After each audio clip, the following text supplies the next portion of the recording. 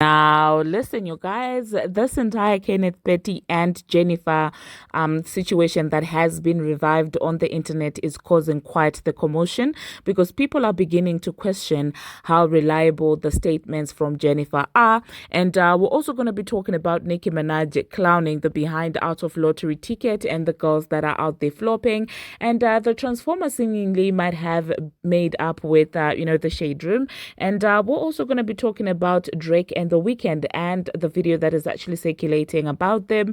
And at the same time, Lottery Ticket was out there linking up with Jada Kingdom. Now, these are some of the things that we will be discussing in this video. Hello, tea lovers, and welcome to the Tea Plug.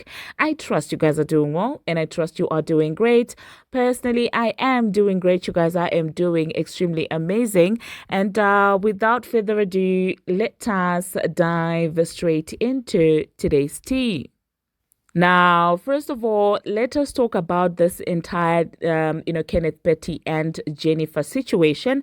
Now, you guys do know that there is a video that has been dug up and has been brought to the internet from back in the 90s when that entire incident between him and Jennifer happened. It is basically a video of him getting questioned and things like that. And a lot of people have been discussing that. Now, some people do believe that, well, somebody is working overtime behind the scenes to try and sabotage Nicki Minaj and her upcoming tour and album, because now instead of people talking about the album and the tour, people are focused on this entire situation. And people also know that the one thing that people always use to attack Nicki Minaj is nothing but Kenneth Petty.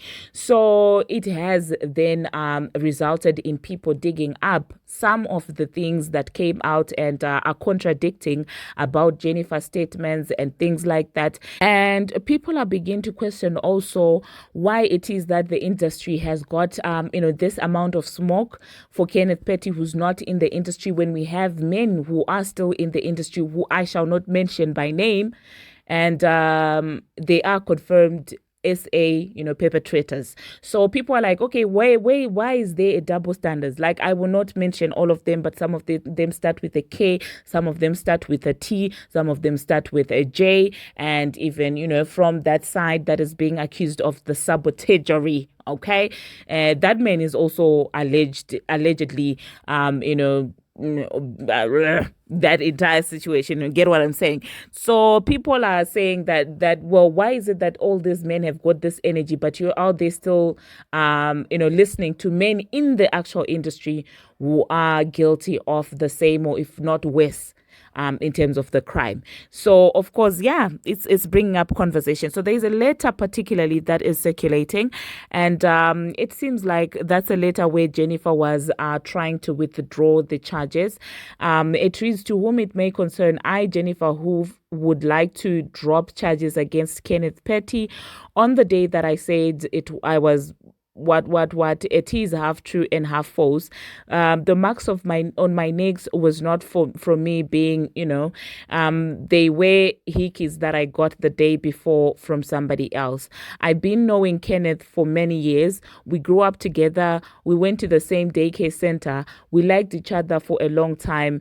I used to go out with him, and so there's an entire narration of what supposedly transpired. And from this particular narration, it does seem like teenagers who are in a sort of troubled situation, because I believe Kenneth himself was also 16 at that time, and the girl was also 16 at that time. So to me, what the letter is explaining, I don't know if that's exactly what transpired, but from reading that letter, it seems like it was a teenage relationship that I don't know what. Do you get what I'm saying?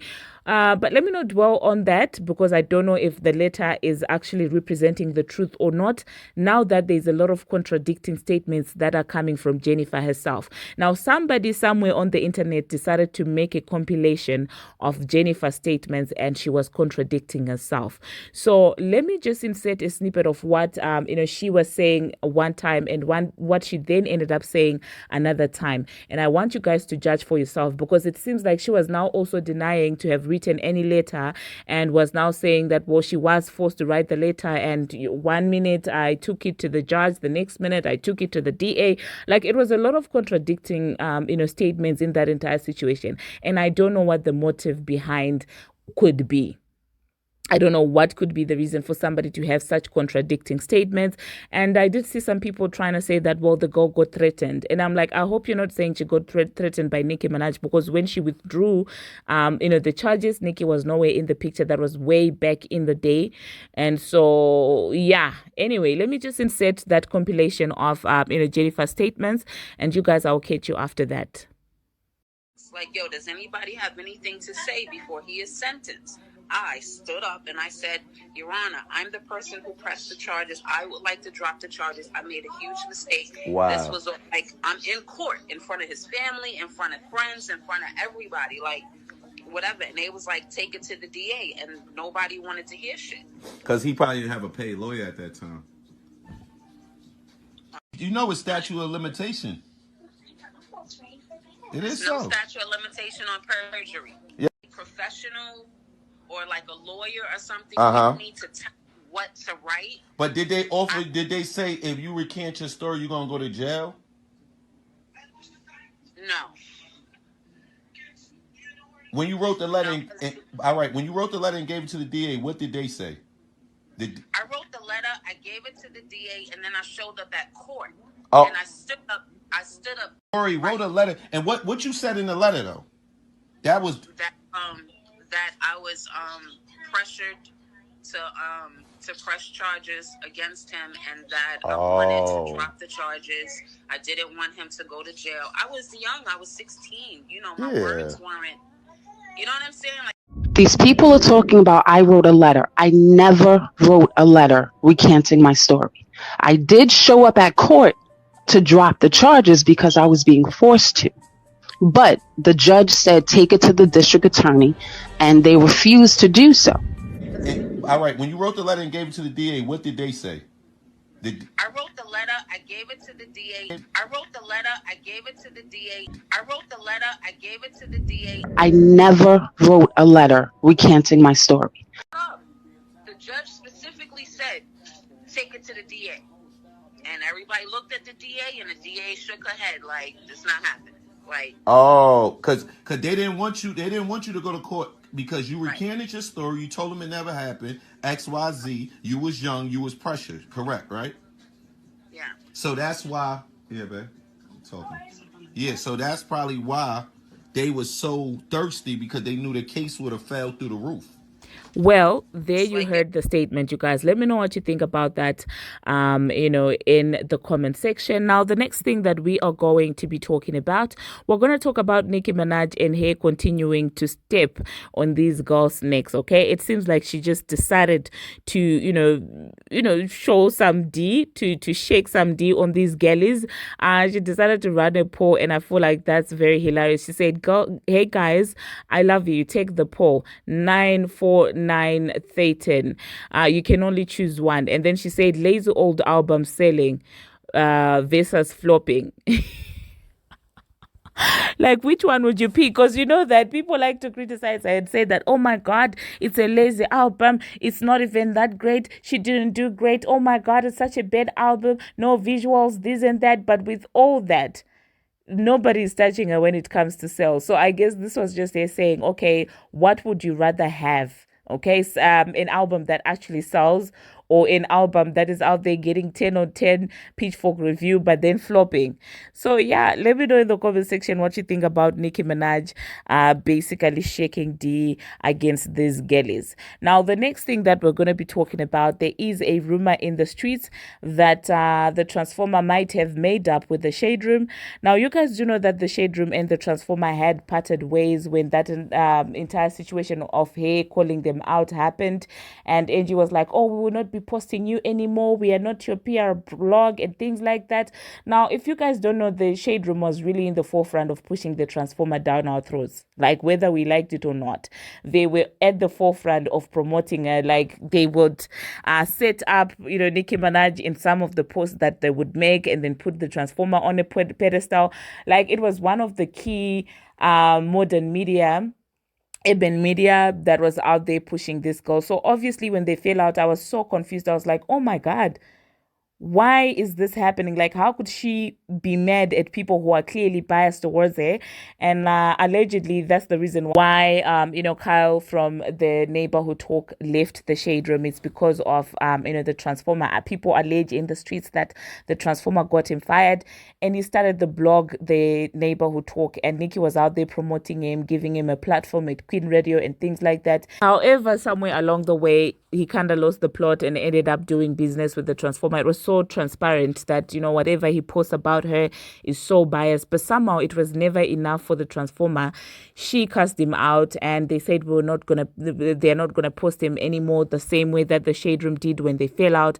But now it seems like they are back at following each other, and so people are like, okay, are they now back together now that she's about to drop an album and things like that? And I'm just looking at that like, it seems like people really do love people who can cuss them out, eh? The same thing with the fans, the same thing with people that are around her. These blogs, they only respond people who dog them out. That's what I'm saying. When they get respect from these celebrities, they disrespect them. But when it's somebody like the Transformer who's constantly coming at them, they'd rather promote her. I don't know if they get paid. Obviously, I think they probably get paid. But anyway, let me know in the comment section what you think about the two of them making up. And the next thing that we are going to be talking about, Drake and The Weeknd. There is a video that is making rounds on the internet, and it's about Drake when he met, The Weeknd. He seemingly was out there giving him a cold shoulder, and The Weeknd just kept staring at the man because he was being weird. Now I understand when people say that Drake is very weird. Like when you look at it, The Weeknd just kept staring while Drake went around and greeted everybody else. And people were like, you could tell from there that, well, Drake was threatened. Drake has always, felt some type of way about Abel and things like that. Hopefully, I'll be able to insert that video. And you guys let me know what you think about, him, icing out The Weeknd like that. What's up, man? Yes. Yes, sir. Glad you came, man. Definitely. What's up, man? No, it was crazy. What? It was crazy. Moments, bro. And that Ye moment. Yo, where's Willow? Yo, your heart didn't drop when Ye was like, yo, stop the music. I was like, oh. I was like, the beginning of the speech, I was like, this is gonna go I thought he was gonna dark. be like, and I came here tonight. Man, on his own stage. I thought he was about to go off. No jokes. I was like, oh no, this is gonna go dark. It's going dark. It's going. But like, it was so funny because like I think like Virgil or like Don had their arm around me, and then when he said stop the music, I just felt the arm like leave, like it was like. No, I had lunch with him earlier, and he was like, this is gonna be fun. Yeah. And I was like, oh. Now, the next thing that we're going to be talking about, still talking about Drake, it seems like Popcorn was out there defending Drake, and it's a video basically where Popcorn is like, do not play Kendrick Lamar, we don't want to listen to that, and things like that. And people started saying, oh wow, that's going to be song of the year. You know how people are like and stuff. People started acting basically surprised that Popcorn would be out there feeling some type of way about Not Like Us. But I'm like, it's a well-known fact that Drake and Popcorn are very cool. They basically go together. Not in a misread type of way, but like obviously he is loyal to Drake, and I'm like, I'm not mad at him for saying that. I mean, that's what loyalty is supposed to be, and it's a shame that the people that surround Judas Degrassi have made it seem that like it's normal for you to not have loyalty towards the man. So now when one person comes in showing loyalty towards him, they start getting shamed. So yeah, let me know in the comment section what you think about Popcorn shutting down Not Like Us. The next thing that we are going to be talking about, Jada Kingdom and Lottery Ticket. So it seems like Lottery and her sister are living it up in Jamaica, having so much fun, and they ended up linking up with Jada Kingdom, and it seems like they were having a blast. And I'm just like, oh, that's interesting. And some people started then questioning to say that, well, it's clear that Jada Kingdom and Bongo 2 don't see eye to eye. So like, what's going to happen? Because Lottery Ticket is cool with Bongo 2, and now Lottery Ticket is now hanging with Jada Kingdom. So where is your loyalty and things like that? And I will say that in as far as Lottery Ticket and Bongo 2, I don't think that it's a friendship like you guys would like to see. I think they're cordial with each other. I think they're cool, but they're not besties per se. I feel like they're just industry cool. And so I don't think that, Bongo 2 would expect Lottery Ticket to pick a side between her and Jada Kingdom. But anyway, let me know in the comment section, you guys, what you think about this entire link up. The next thing that we are going to be talking about, we're going to talk about Kalisa. It seems like Kalisa is out there still bothering Jaden. I'm just like, listen, Jaden Alexis is probably over your son. But for some reason, Kalisa every single day on the internet is always out there talking about who Jonathan likes or who does not like Jonathan. And at this point, I'm just like, oh my God, I hope I will never get a mother-in-law like this, because stay out of your son's business. Like, imagine a grown woman like that sitting on the internet talking about who likes Jonathan and who doesn't like Jonathan. And I'm just like, do you have any other things to talk about, Kalisa? Oh my God. I will insert what Kalisa had to say about the Jonathan and the Jaden Alexis situation.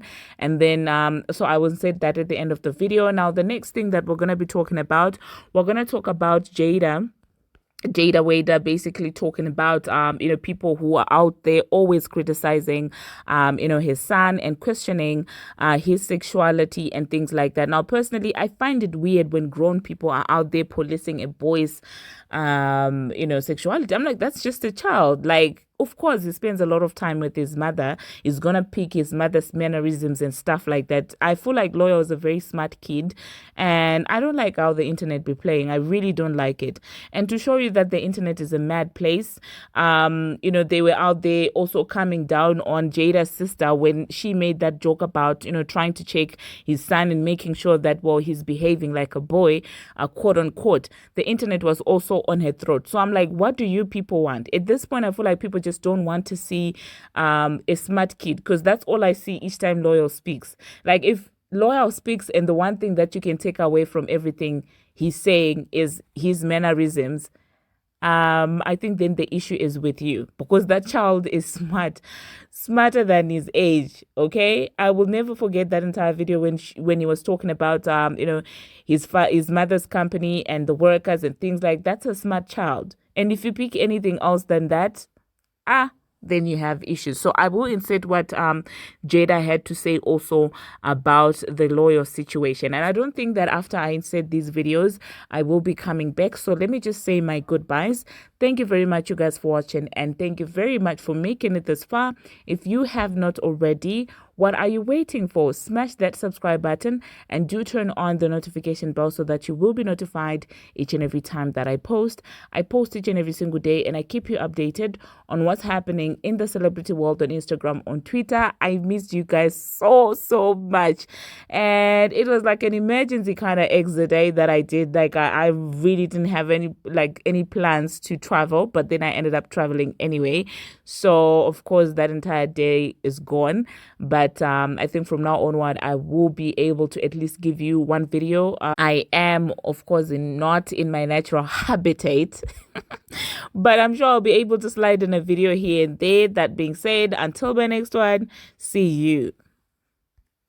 Guys, I'd forgotten that there is also a video on the internet of Big Sean, crying as he talks about his album and things like that. So let me also insert that, and let me know, you guys, what you think about that. People were making fun of him, saying that, well, this is the Kendrick effect, is crying because of Kendrick Lamar. Now, I want to know what you think about that. The whole concept of the album, though, is like better me than you. So it's like when you go through your shit, it's like you the one who can handle it. So that's the concept of the album. So that's why I always remember, like, because it gets hard, your faith get tested for sure.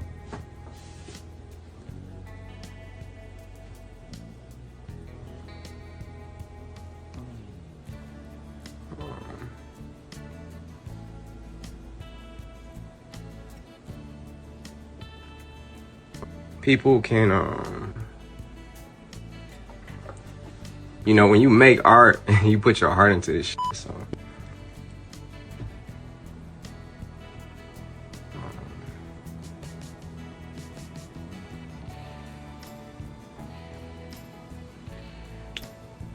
I'm gonna take my time.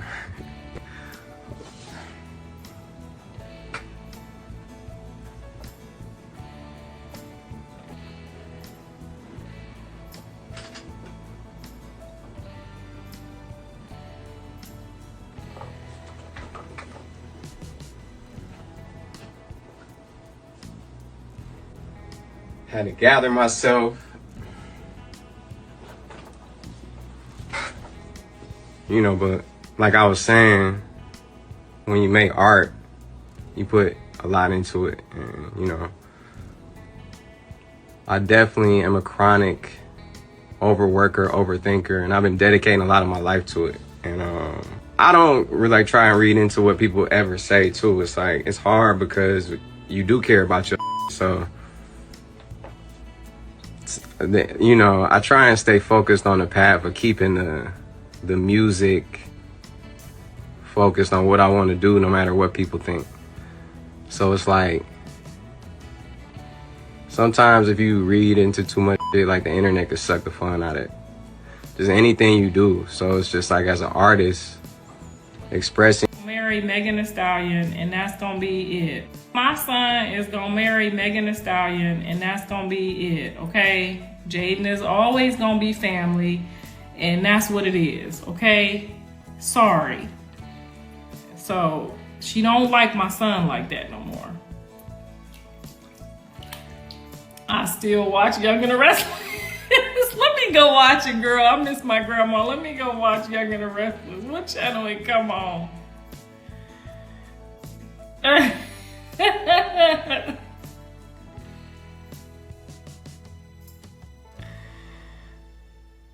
Megan gonna have him locked up. I rebuke that in the name of Jesus, because what we are learning is that Megan is going through what her life is going through, and she's learning as she goes, and they're both maturing right now and preparing themselves mentally for one another. How about that? Don't say she don't like my son, because if she didn't like him, she my Shannon Sharpe. Just recently, the Wait a Minute campaign, I seen it was a lot of like riffraff on the internet. How did that make you feel? Honestly, the riffraff on the internet didn't move me. Period. Only because I knew my intentions. And I'm reading this book, literally, and it's saying like, when your intentions are pure and your intentions are good, it's no need to clear nothing up. Yeah. Because I would be clearing myself on the internet for people who already think what they think. I can't change their opinions about the video that I posted. Your perception is not my reality. And we honestly got the concept from an old movie in the 70s. And honestly, it's another movie, Parent Trap. It's also in that movie too. And it just was something fun. And what I hate, that they try to just make it weird. It's like they do that with everything. I don't know. It's like they talk about my son's sexuality. They talk about the videos saying I was promoting my... It's a little bit, when people don't even realize, like, speaking on the things they be saying publicly, it's like you're the real creep to even like look at something like that and just instantly think that way. To talk about a child's sexuality, it's like weird. Yeah, like a 5-year-old. It's weird. A 5-year-old. It's so creepy. Like, y'all need to self-reflect and do some healing. Like, it's probably it's honestly odd. It's kind of odd. It's scary, but it's literally to that point where I'm like, yeah, I just gotta pray for those type of people. Got to pray. Like, I pray that they find it in their heart to like understand that this is a child, and like it's certain things that it's certain limits you just don't cross, or certain things you just don't say. But like I said, I can't control people's perception, or I can't make people say like, oh, loyal isn't this, or right. Like, I can't do that. So I just I'm glad you don't let it affect you, because you know people get sensitive about their children as you should. I but know it's who my like, child is. Period. His dad knows who he is. Our family, like, no one's questioned, worried, bothered. Period. Enough said.